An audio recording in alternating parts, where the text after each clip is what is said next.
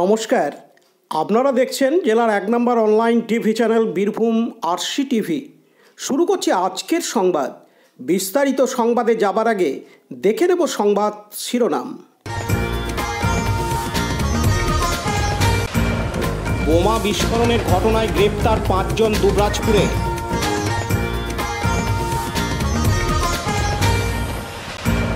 চিকিৎসকের গাফিলতিতে শিশুর মৃত্যু ঘিরে উত্তেজনা বোলপুরে।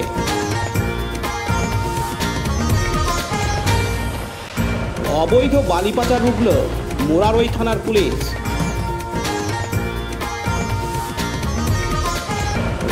বিশ্বভারতী ফাস্ট প্যাসেঞ্জার ট্রেনে আগুন মল্লারপুরে।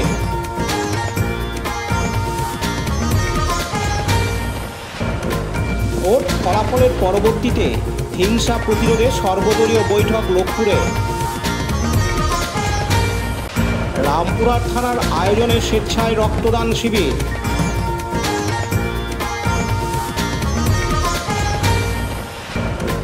গ্রীষ্মকালীন নাট্যশালা সিউড়ির সবুজের অভিযান হলঘরে।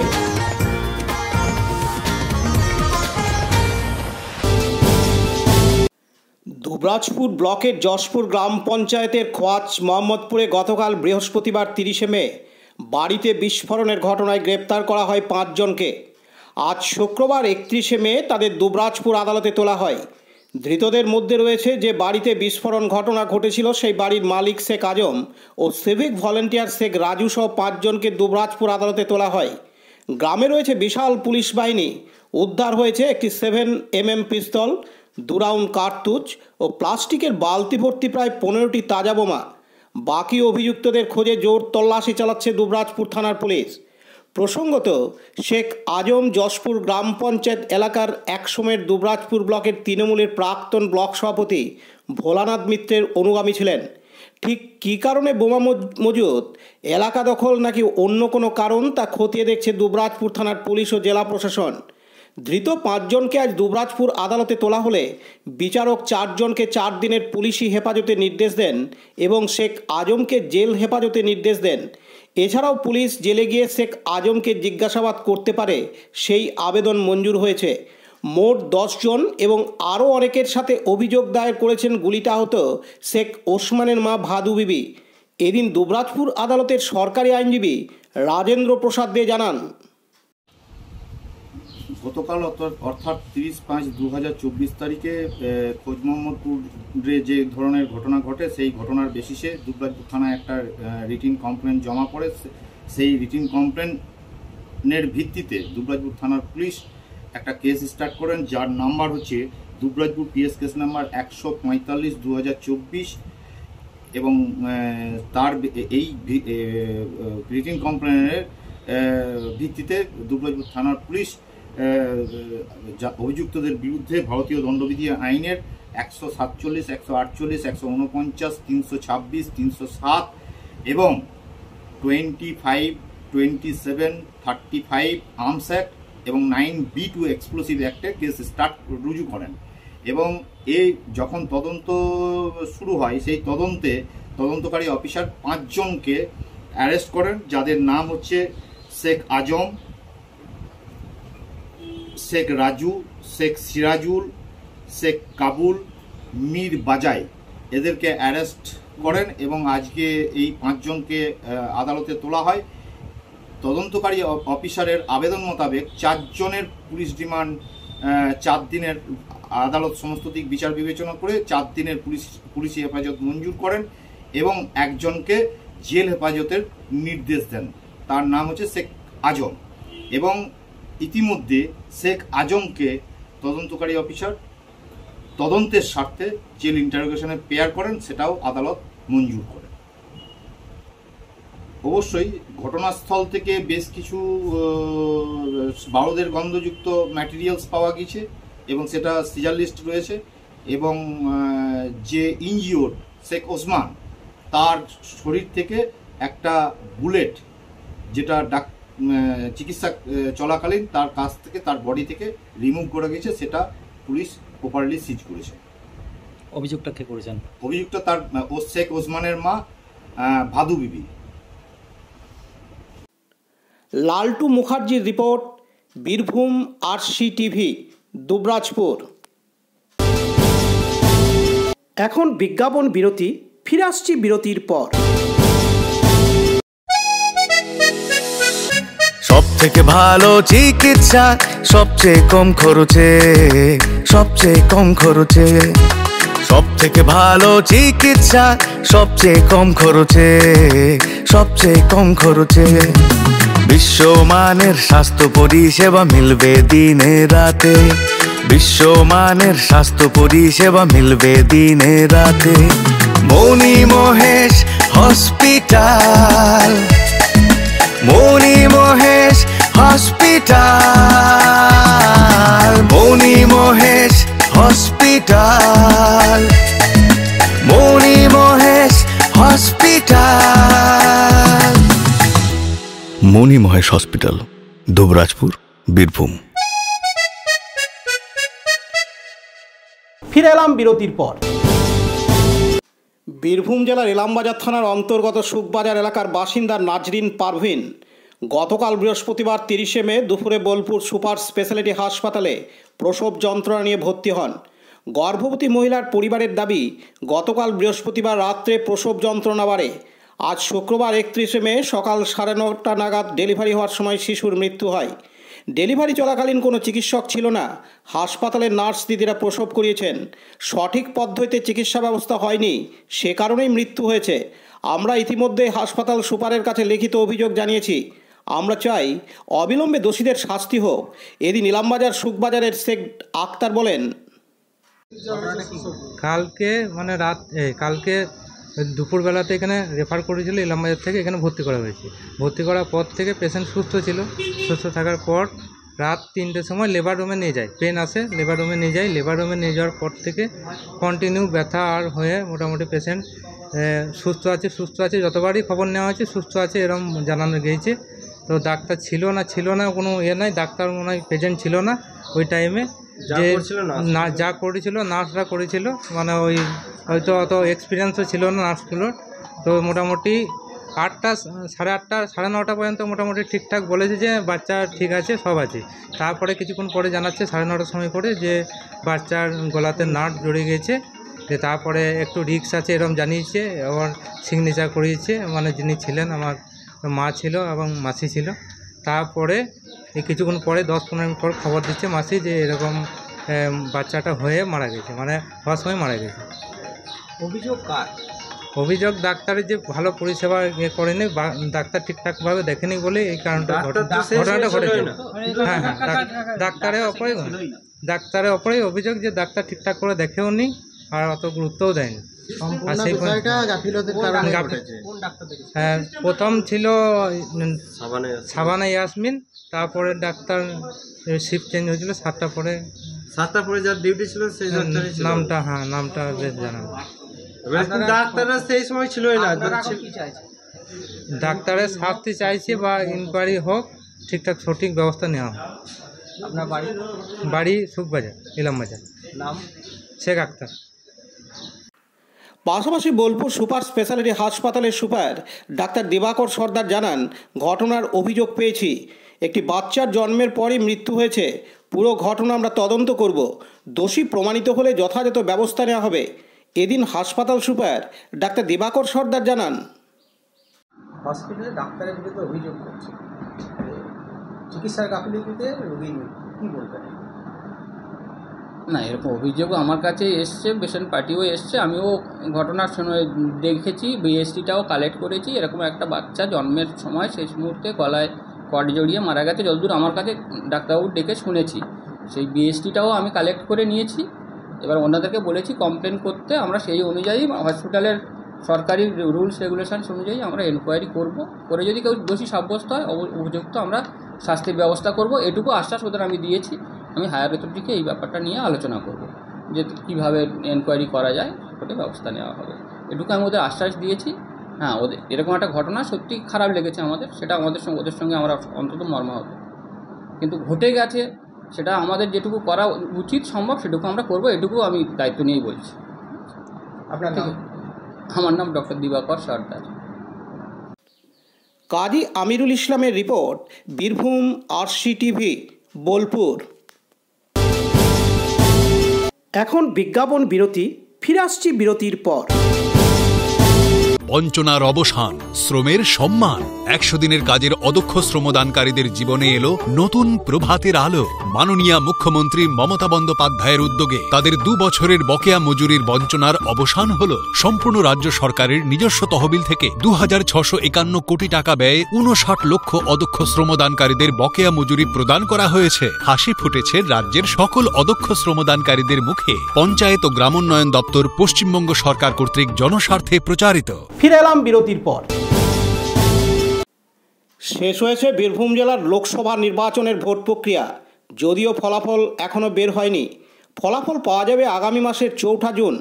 আর এই ভোট প্রক্রিয়া মিটতেই বীরভূম জেলার মুরারই 1 নম্বর ব্লকের অধীন মহুরাপুর গ্রাম পঞ্চায়েতের রামনগর তিওরপাড়ার কাছে বাঁশলই নদীতে চলছে অবৈধভাবে রমরমিয়ে নদী থেকে বালি তোলার কাজ। আজ শুক্রবার 31 মে সকালবেলায় মুরারই 1 নম্বর ব্লকের বিডিও বীরেন্দ্র অধিকারী ও মুরারই থানার পুলিশ যৌথভাবে অভিযান চালিয়ে রামনগর তিওরপাড়ার কাছে বাঁশলই নদীতে 9টি ট্রাক্টর আটক করে। এই সমস্ত ট্রাক্টরগুলিতে মুরারই থানার পুলিশ থানায় নিয়ে আসে। তবে বিডিও ও মুরারই থানার পুলিশকে দেখে ট্রাক্টর ড্রাইভাররা ট্রাক্টর ছেড়ে পালিয়ে যায়। এদিন স্থানীয় বাসিন্দা নাম বলতে অনিচ্ছুক এক ব্যক্তি জানান,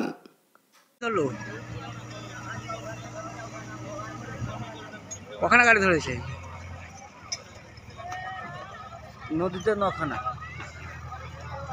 কখন থেকে ধরছে এগুলো? সকালে আসছে ওরা। কে কে এসেছিল?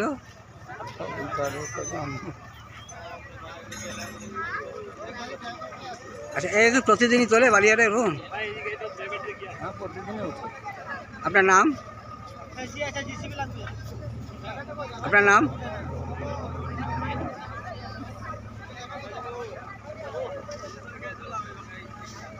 আপনার নামটা বলুন। আপনার নামটা বলুন।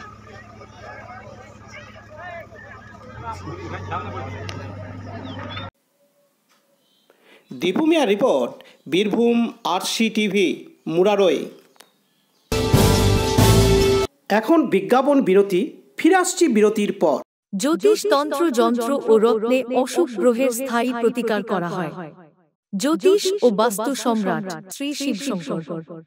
জীবনে যে কোনো সমস্যা, যেমন মাঙ্গলিক দোষ, কালসর্প দোষ, গুরুচণ্ডাল দোষ, বাস্তু দোষ, দৈন্য যোগ, দাম্পত্য কলহ, সন্তান, শনি সাড়েসাতি সহ বিভিন্ন জটিল সমস্যার সমাধান করা হয়।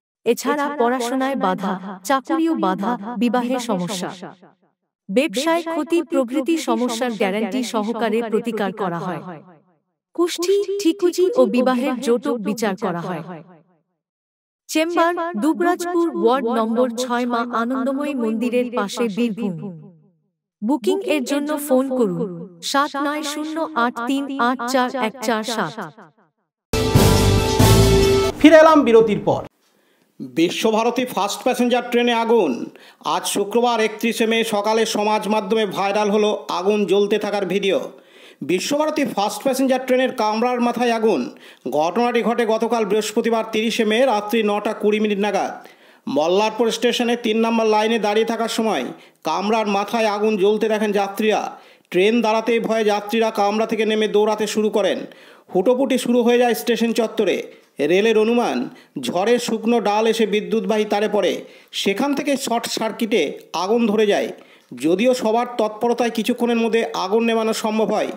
বেশ কিছুক্ষণ মল্লারপুর স্টেশনে বিশ্বভারতী ফাস্ট প্যাসেঞ্জার দাঁড়িয়ে থাকার পরে গন্তব্যের দিকে রওনা দেয় বলে জানা যায়। তবে এই ঘটনার ভিডিও সমাজ মাধ্যমে ভাইরাল হয় আজ শুক্রবার 31 মে সকাল 8টা নাগাদ। সুকান্ত রায়ের রিপোর্ট, বীরভূম RCTV মল্লারপুর। এখন বিজ্ঞাপন বিরতি, ফিরে আসছি বিরতির পর। RCS Network, High Speed Internet Broadband Cable TV and Landline Service Provider, Dubrajpur, Birbhum. আমাদের এখানে পাবেন BSNL, RailTel, city alliance and Jio ফাইবারের internet, cable TV and landline টেলিফোনের কানেকশন নিতে যোগাযোগ করুন। দুবরাজপুর 034622962777 7449000072 9732202011। 8207037404, সিউড়ি 034622999995, 9647669675, 7063544520। ফিরে এলাম বিরতির পর। বীরভূম জেলা পুলিশের উদ্যোগে এবং লোকপুর থানার আয়োজনে গতকাল বৃহস্পতিবার 30শে মে সন্ধ্যায় স্থানীয় থানা চত্বরে সর্বদলীয় শান্তি কমিটির বিশেষ বৈঠক আয়োজিত হয়। প্রসঙ্গত, বীরভূমের 42 নম্বর লোকসভা আসনে গত 13ই মে ভোট গ্রহণ সম্পন্ন হয়েছে। ফলাফল ঘোষণা হবে আগামী 4 জুন। ভোট ফলাফলের পরবর্তীতে বীরভূম লোকসভা কেন্দ্রের অন্তর্গত লোকপুর থানা এলাকায় যাতে কোনো রকম অশান্তি ও বিশৃঙ্খলার সৃষ্টি না হয়, সেই উদ্দেশ্যেই এদিনের এই বৈঠক বলে জানা গেছে। এদিন তৃণমূল কংগ্রেস, বিজেপি ও বাম কংগ্রেসের পক্ষ থেকে পুলিশ প্রশাসনের সাথে সহযোগিতা করার প্রতিশ্রুতি ব্যক্ত করেন। শুধু তাই নয়, পুলিশ প্রশাসনের তরফ থেকেও বার্তা দেওয়া হয় যে এলাকায় শান্তি শৃঙ্খলা বিঘ্নিত হলে পুলিশ প্রশাসন আইন মোতাবেক ব্যবস্থা নেবেন।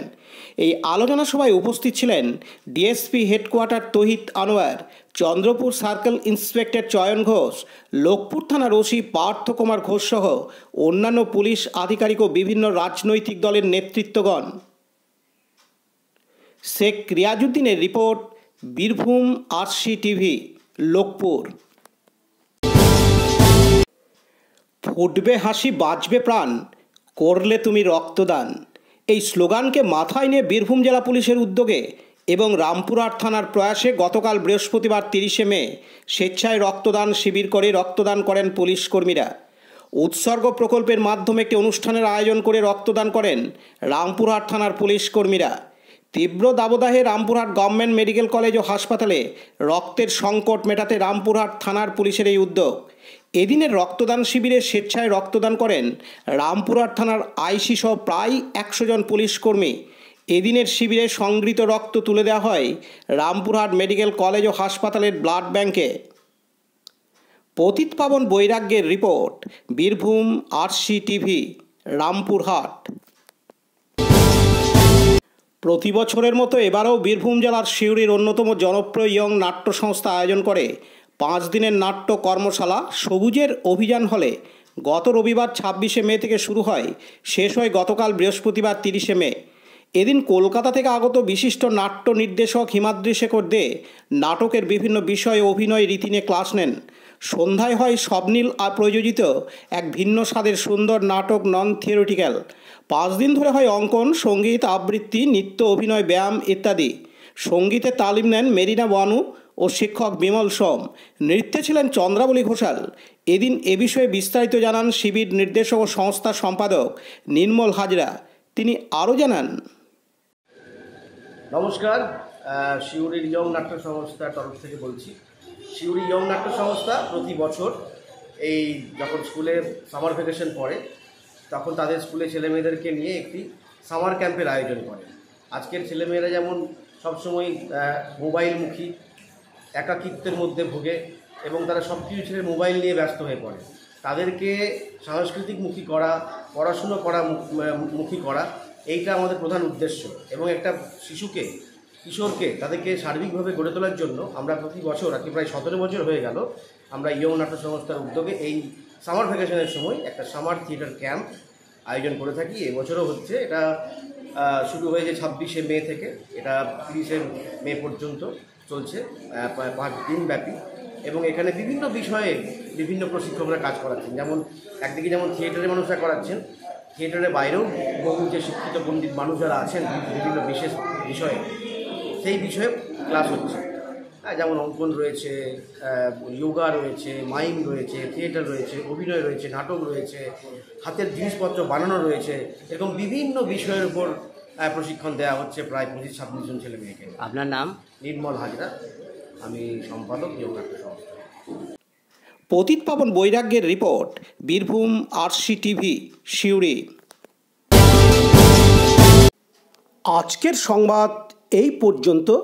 পরবর্তী সংবাদের জন্য চোখ রাখুন বীরভূম আরসি টিভির পর্দায়। নমস্কার।